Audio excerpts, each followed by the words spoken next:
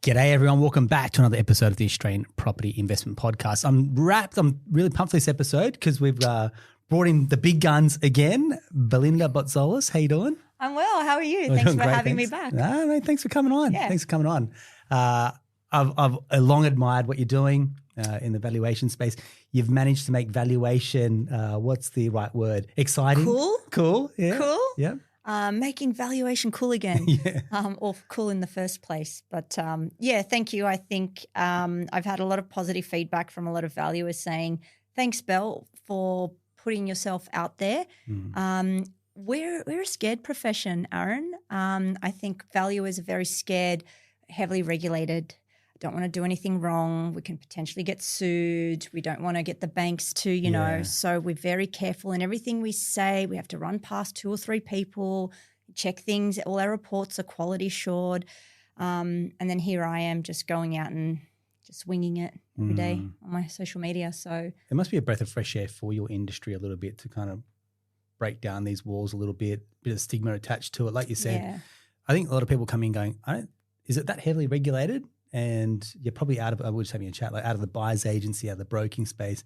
Probably seems like you guys are the most heavily regulated out of everyone along that supply chain. Yeah, extremely heavily regulated. So if anyone's a valuer watching this, please step out and join me in the realm of information on social media. So, I feel like real estate agents and buyer's agents is just like free for all, like anything goes, right? Underquote, overquote, play games with both the buyer and the seller, all that stuff that goes on. People getting gazumped, just bad practice everywhere you look. And then you've got the valuation industry and it's so heavily regulated. And I think as I was saying outside, if we could just meet in the middle and, just work it out together, I think that would probably be best. But, very heavily regulated industry. Yeah, you look at it, it feels like it's the oil and water relationship, between brokers and valuers, agents and valuers, for example, and just going, not that you make or break, but it's like you can be perceived to be a bit of a handbrake in the scenario, isn't it? Yeah, we get paid very little per report. I think it's like $200 to $300 on average per report. And that's not a lot considering the amount of work that probably goes in. Yeah, they've automated a lot, which is extremely fast. Like everything is tap, information's there, all the sales are in the system. So you just have to analyze and add them. It can be done on site, and banks have given us restriction. I mean, turnarounds, like we call them TATs, turnaround times. Our TAT has to be sometimes within 3 hours of an inspection, 1 hour reports. So you get in, you get out, and on site, because you're supposed to analyse all your sales before you get there, and you should know the market pretty well because it should be your patch, send it out. So that's why a lot of the times you get, fast mortgage turnarounds is because the value is under pressure to get the report out. And then it goes into sort of a QA. The QA checks it, yep, all good, and then it goes straight through. So that's how they're able to get their costs low because it's so fast and efficient. But that's kind of why sometimes we are not motivated by the price we put on it. We don't want to get higher because we get a commission or a cut. We're not trying to get lower because we don't work for anyone. We're just trying to determine the price and get paid what we get paid, and it is what it is. Yeah, it's funny that you say you got to do your research before you get there, because how many times you probably do your research, you get there and you're like, that is absolutely not what I was led to believe about this property. Yes, and that's why if you're a broker listening to this, please put a realistic estimate of value because just because you put 3 million on the form and then we start researching sales at 3 and we get out there and you're like, this is not a 3 mil house. This is from a broker's approach. It's like, this is our optimistic number. This is what we're hoping for, so we can take all this equity out to go and buy more property. Yes. I think they put 3 hoping they'll get like 2.5. Yeah. So if we refer it back to like a Tinder and you swipe and then you get there and you're like, that's not your profile pic. Yeah. You said you're an 8 and you're more like a 4. 100%. You said you were this tall, you're actually this tall. Yeah. So that's a photo from 10 years ago. So please don't catfish the estimate value. Cool. Thanks very much. Obviously you work in around Sydney a fair bit. If we kind of just start with the Sydney market state of play at the moment, how do you think it's performing? Still plodding along. I'm still surprised at such strong prices I'm hearing. Western Sydney surprising me still. Okay. There's pockets inside, pockets inside pockets. Things along train lines. Entry level is performing really well. Okay. So if you're a good quality entry level home that doesn't need too much work, so not too much, not a fixer-upper, you will be performing quite well. The buyers are kind of shifting for affordability. So I helped a client try and add some value on their home in Quakers Hill, which is near my old stomping ground where I went to uni. And I hadn't been out there for a while, and I was so surprised about how sort of gentrified it sort of got. Quite a lot of commission homes had been put onto the market and then renovated. I mean, it's nice to see because of a lot of first home buyers. Yeah. And then we kind of analyse the market on the demographic, and you can see that real uptick of that kind of 28 to 38-year-olds, and that's your prime buying demographic, your millennials, right? Buyers, So millennials are the largest generation. They're statistically the ones that are getting married, having kids, upsizing, buying their first home, and they were buying out there because it's affordable. This particular couple were going to buy in Hornsby, couldn't afford it. And it was funny because I said to them, there was always a stigma about kind of living out in the sticks, as they'd say, like southwest, northwest. Now there's no stigma. It's just congratulations, you have a house. Yes. Yeah. Well done. You've got yourself ahead of everyone else, made sacrifices, and now they're wanting to add value. They've, got a promotion at work, and they want to try and crack the Hornsby market again. Yeah, nice. Maybe not a house, maybe a townhouse, but they were quite surprised about how strong that pocket was around there. It's very much like a stepping stone approach, and if they try to save their way, that Hornsby market would have just kept eluding them over time versus they're in the market. Yeah. It's going at a rate that they cannot possibly save at. Yep. And now they've been able to step their way back into a market. Correct. And maybe it's not the freestanding home that they want, but they'll be in there and they can upgrade again potentially. And I'm seeing quite a bit of underlying kind of strength starting to pop up in the unit market. Right. So units were very flat for a very long time. I sold a unit in 2017. I literally signed the contract and then gave birth to my daughter the next day. So I remember the date very well. Yeah. And this 2017 was before the pandemic. I think it was worth the exact same amount what I sold it probably till about a year ago. Wow. It just did not. I got a strong price. That 17 was just the top of that end of that year, so I got lucky. And then the market sort of fell off during the pandemic for units, really kicked up for houses. Yeah. And that bell curve or that gap between the value growth of homes and units had never been bigger. And now we're seeing that it's not closing, but we're seeing, it's not as big. Yeah. Whether that trajectory continues, I think again falls back to affordability. Yeah, okay. And that's how I started. 2-bedroom unit into a 2-bedroom villa, into a 3-bedroom villa, into a house. So in Sydney, sometimes it's a sacrifice and a stepping stone you need to get into.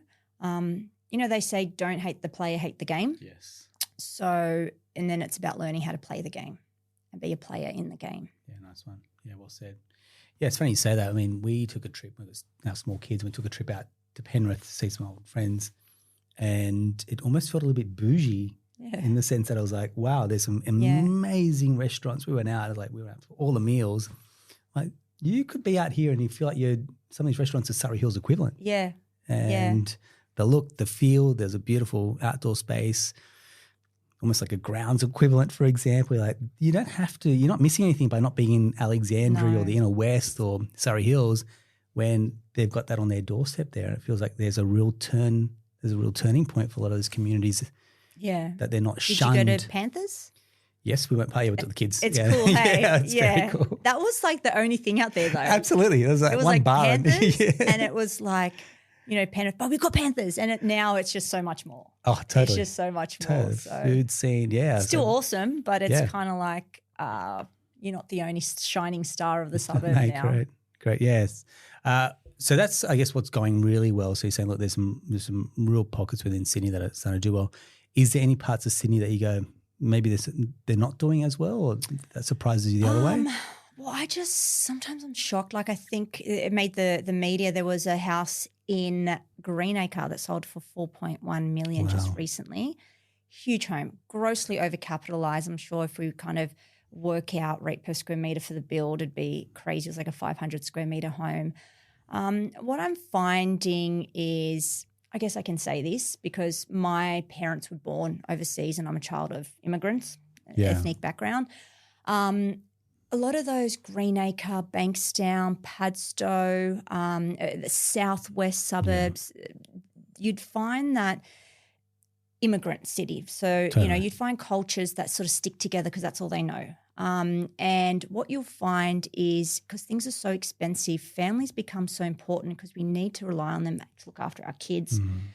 So I'm finding that these millennials now are like, I don't really want to stay in a certain suburb because mum and, I want to be close to mum and dad. They're going to look after my kids and I go back to work and I need my family support, my brother's nearby and whatnot. But I'm earning good money. My husband's earning good money. If I'm going to be living in Greenacre, I want the best damn house Greenacre has to offer. And we saw huge prices in Roselands, and these are all kind of the bridesmaid suburbs to all the better suburbs. And now they're stepping up in their own. And that, as I said earlier, that stigma or that kind of, you live out west or western suburbs, it's not there anymore because each area has now matured and grown and gentrified, as I said. So, and then we're getting these huge prices. I wouldn't pay it, but there is a market because somebody has, and you've got to understand that sometimes you've got subcultures underneath that are propping up a market more so than just a supply and demand of a good home in a good area. So they're like, well, I could buy a great home closer to the east or the inner west, but they're not near mum and dad. And I'm not going to get this level of home. Look what I get for my money. So they're getting value. They're seeing more value for money. I have heard, though, in the last 2 weeks, Aaron, a little bit of like crickets in the market. A few, conveyancers that I have spoken to said that they've had properties, clients have had properties on the market very slow to sell. Some auctioneers or sales agents are like, be quiet. Like when you sort of how's work, how's things? Be quiet. And sure, we're in like that coming out of that winter period. But you'll sort of notice that if you jump on realestate.com, the listings are picking up. But they're not selling. So watch this space. I think this will be quite interesting leading into that spring market. That's always traditionally been very strong. That's when people so are we going to see a slight oversupply? Not an oversupply, but back up to regular levels because we've been so low. Same amount of buyers, but more supply means a different level. It sort of regulates the market a little more. Nicely said. That's something that we're noticing with a lot of our buyers when we jump onto real estate, when we're actually talking to them, where they're buying, what's sold versus what's on the market. It surprises. Going back a few months, there was very, very little choice. And now we're jumping on going, you actually have a few more options. And when there's more options, there's less impetus to act straight away. So I can wait and see. We'll see what else is going to come on. You speak to agents going, we're signing up. We're getting a lot more listings in the pipeline, which means it's just going to add to that current stock level. So if you're buying, it's exciting. I think it's a good time to then at that point to be buying. And we've always said this before, there's no crystal ball. So we're never going to know when rates are going to drop, when things are going to turn, for example, when we've hit the bottom of the market and when things will peak back up. That's always in lag. You'll see a lot of those lag factors. But for the lead indicators that we're seeing is listings are picking up, but there's a lot more listings that are on there. If you are thinking of selling and you're like, there's going to be a little bit more competition, renovated homes that are well presented will continue to perform well. And they'd be like your pick of the bunch. And what you don't want to be is that property that sits on the market for too long and kind of goes stale. For some reason, there could be no reason whatsoever other than unlucky and a few sales fell through. Out of your control, right? And then all of a sudden your property's been there for 2 months and buyers are like, what's wrong with it? That's the first question they ask. I don't like it. It's been there. I'm sick of seeing that home on the, you know, as I go through real estate, like I'm over it. I keep seeing that home. I don't like, I'm not interested. And for some reason they just turn off it. And then you'll be kind of asking your agent how many people turned up, and they're like 3 groups, yet the house down the road, because there's always the house down the road, had 15 groups for no other reason than it's just a newer listing. So it's about getting your property sold and sold first and not sitting on the market, because when it does get stale. Yeah. At that point, does presentation really play a difference in Sydney? Styling? We're a bit superficial. Yeah.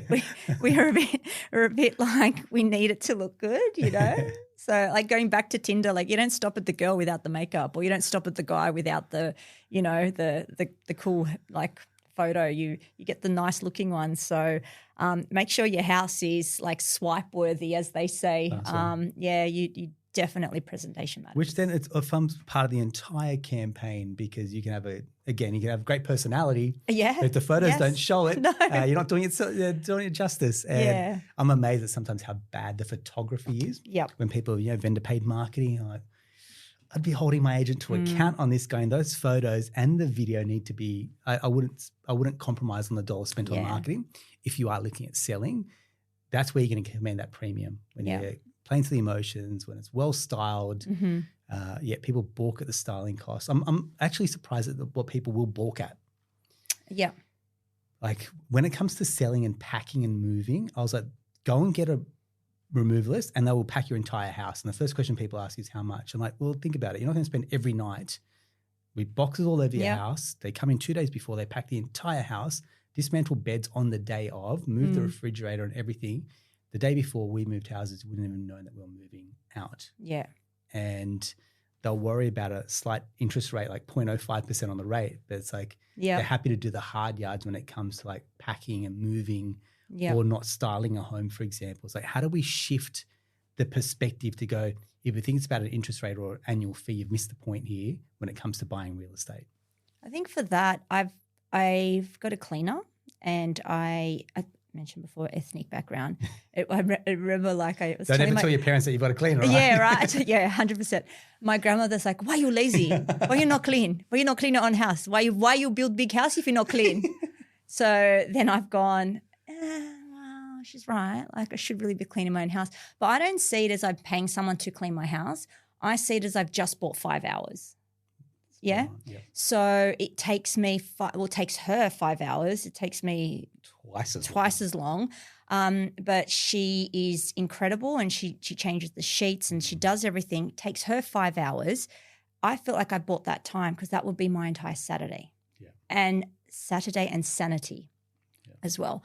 So think about how long it takes you to pack and get boxes and aches and pains and back and stress, and if you've got kids and you stop touching and Imagine taking all that away and putting a price on that to get someone and to get your time back. Go to the pub, have a drink, go to the movies and get one of those luxe ones where you sit back, someone's packing your house.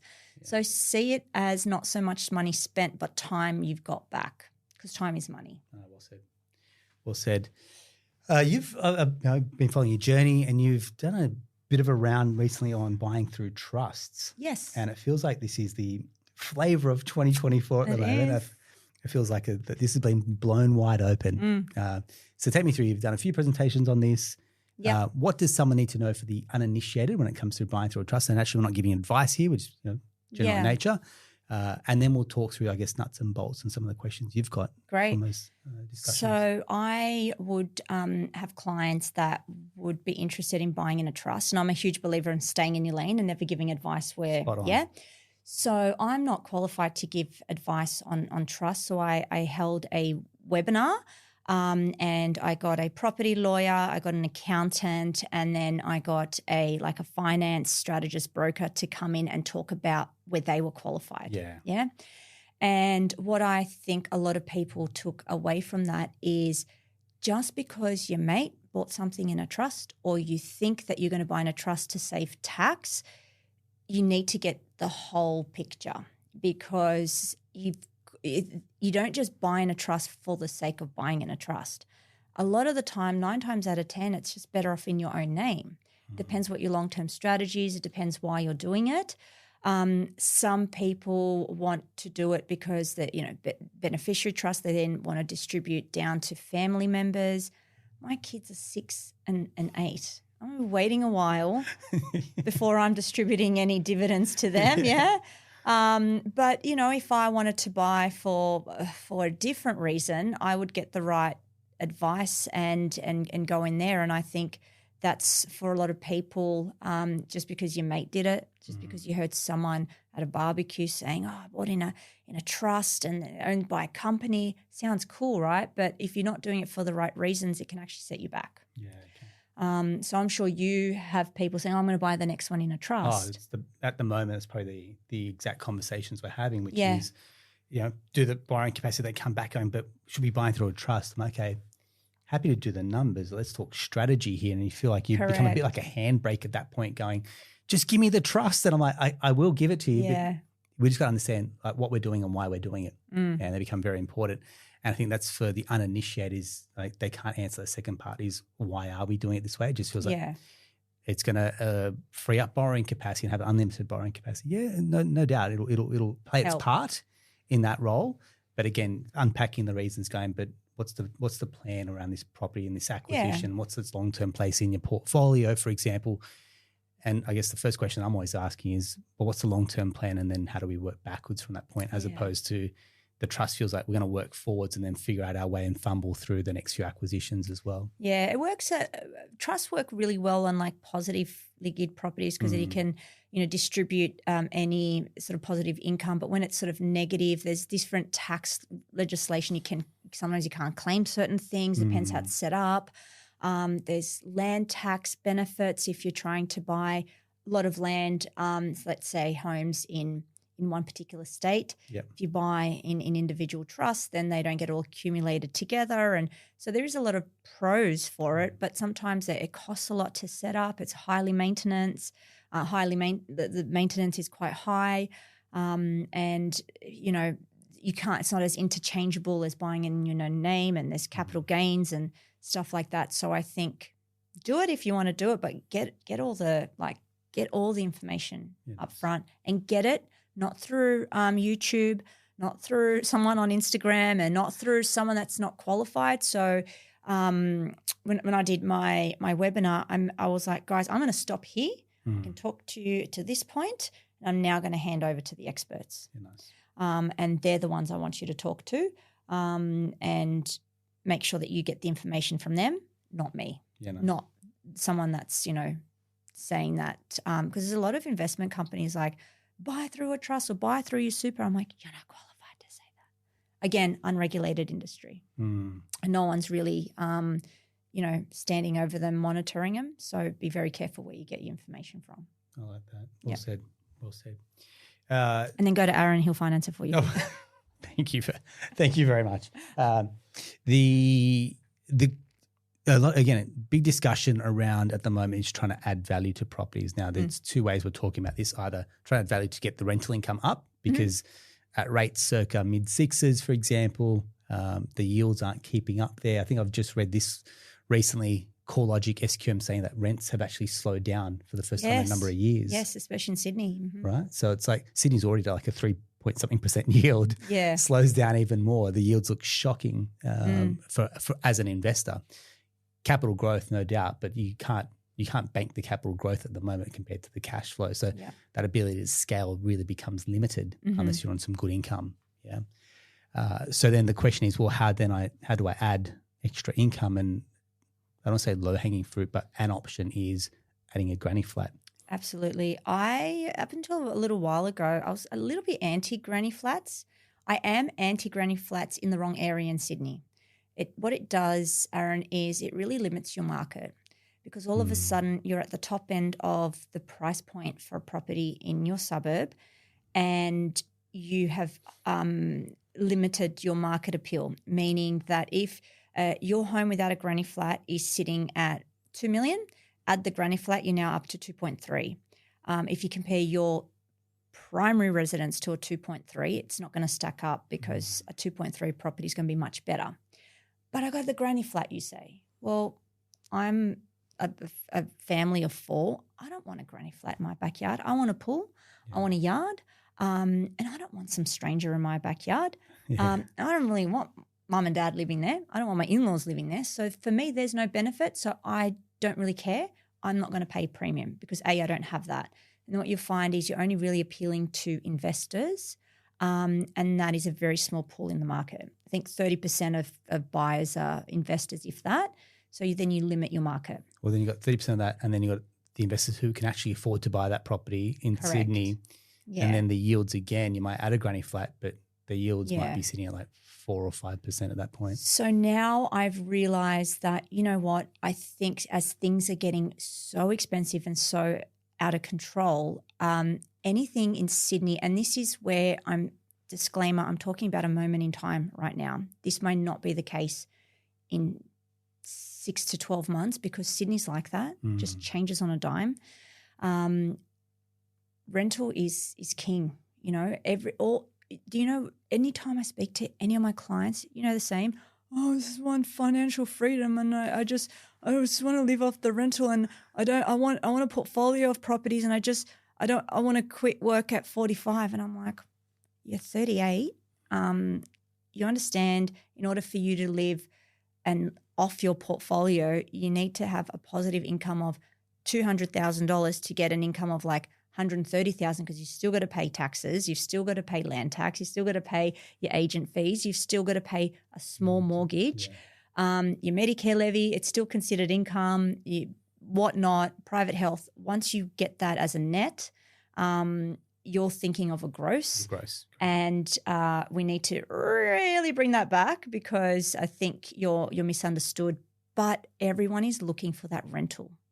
People are like, well, I can buy anywhere. Pretty much I could throw a dart anywhere in Australia right now except Hobart and Northern Territory, disclaimer.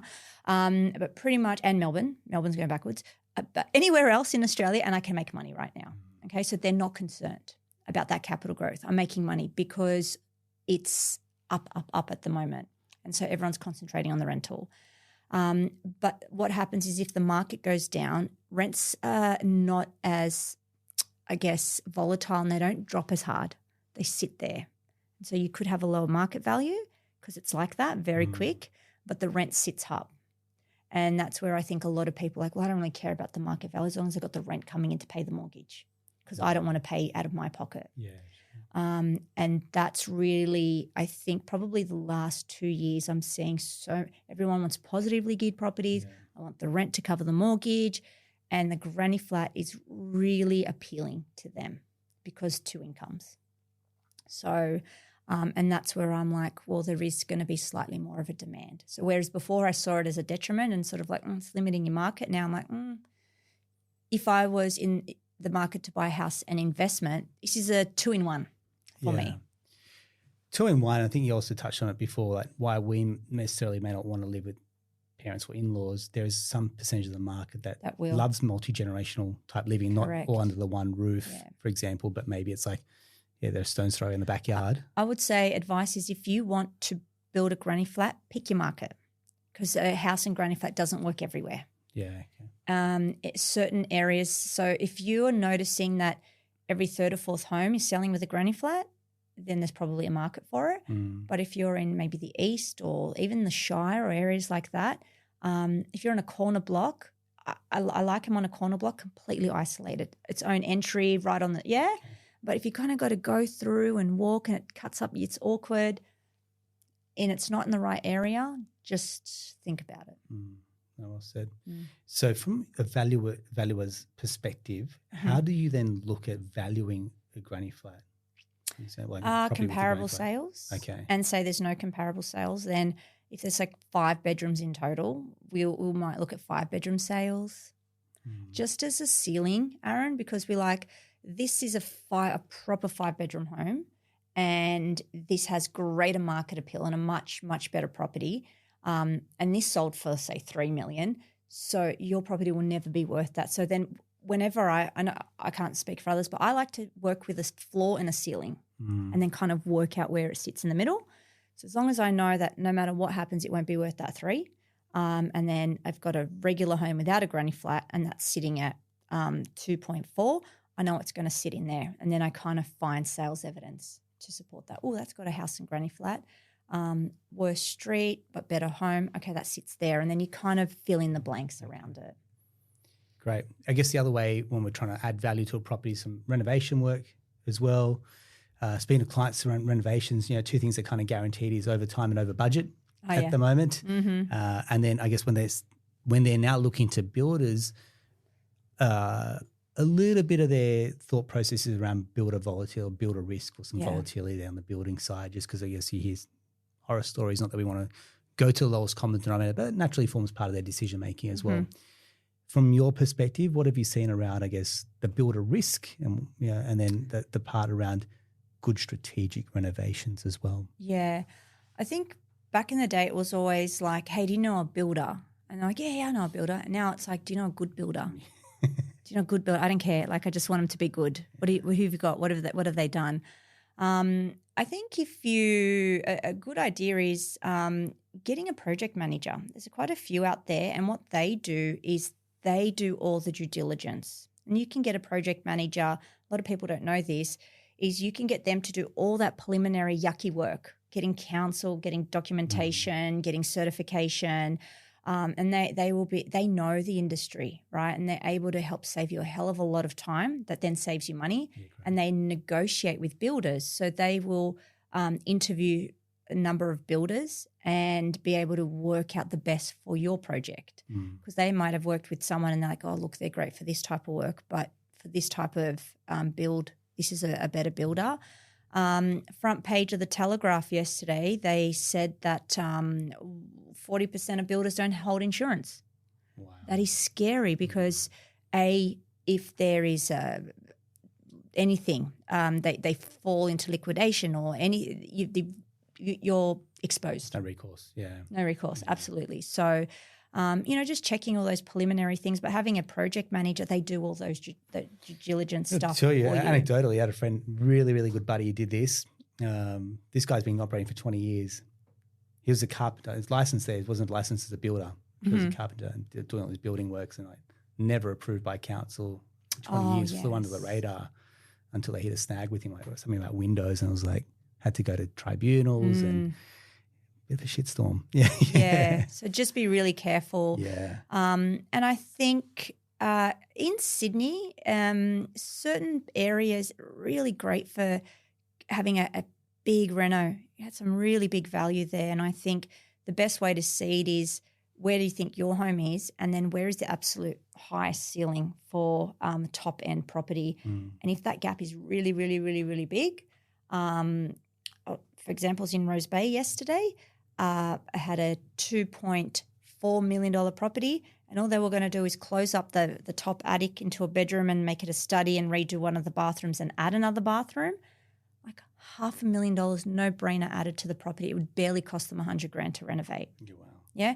Do that same reno in Greenacre on an average home. You spend 100 and you might add 180 or 200,000. So because Rose Bay's high end and the gap between the properties, like the high end properties and the average properties, is so big, you've got more wiggle room and the market pays more for rate per square metre for rooms and things like that. So if your area doesn't have a huge gap, be careful that you're not overcapitalising. But if it does, then I'd say if you can afford it, go for it. Just do it. Just do it. Yeah. Especially if you're going to sell. The more you can spend on the high-end areas to get back, that's what I help and advise. But, just go for it. So you just mentioned there help and advice. So how would someone go about that if they had a brief, for example, trying to engage yourself? What can they expect in terms of, I guess, that strategic insight that you're going to provide? I do. So yesterday I did a before and after valuation for him. Okay. So I said, this is what it's worth now. And then I gave him two values depending on, I said, I don't know. I don't have anything in front of me other than we've just walked through your home and you tell me what you want to do. So you could execute this perfectly as a really high-end reno. You've got the ability to hit a 3 mil, but it needs to look like this, bang, bang, bang, bang, bang. You need to redo your carpets, painting. Your kitchen's good, but you need He had laminate bench top. I go, you need to put a stone bench top.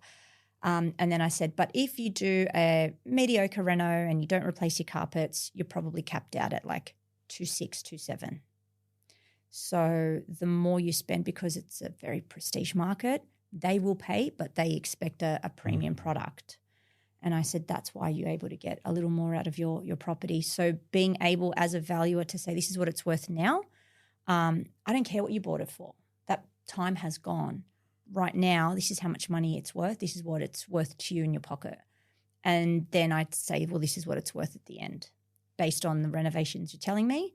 This is the ability to add. So if he's like, oh, I wanted to do this, this, this, and this and spend $500,000, I would have said, well, you're only going to add $500,000. It's up to you if you want to do it. And then he can make that educated decision. Okay, nice one. Thank you very much. Appreciate it. Belinda, as always, you're full of wisdom and just rolls off your tongue. So thank you very much. Good. Yeah. Thank you for having me. And it was always a pleasure. Thanks very much. Like we said, Belinda's I guess a core part of your role is in the valuation space. The really big part that you're, I guess, focusing on is that adding value piece. So whether it's strategic insights into renovations, strategic renovations there. We'll get people to get in touch with yourself, include details to your website as well. Excellent. And your socials, and keep pumping out the content and flying the flag for the valuation industry. Yay, valuers. Yes, thank you. Thanks for having me. Cool, appreciate it. Hey, if you found yourself, or if you know someone that's looking, staring in the barrel for a renovation on their home and just needs a bit of a third-party view of the world, get in touch with Belinda, and we'll include details to her website as well. Hope you found it helpful. Thanks very much.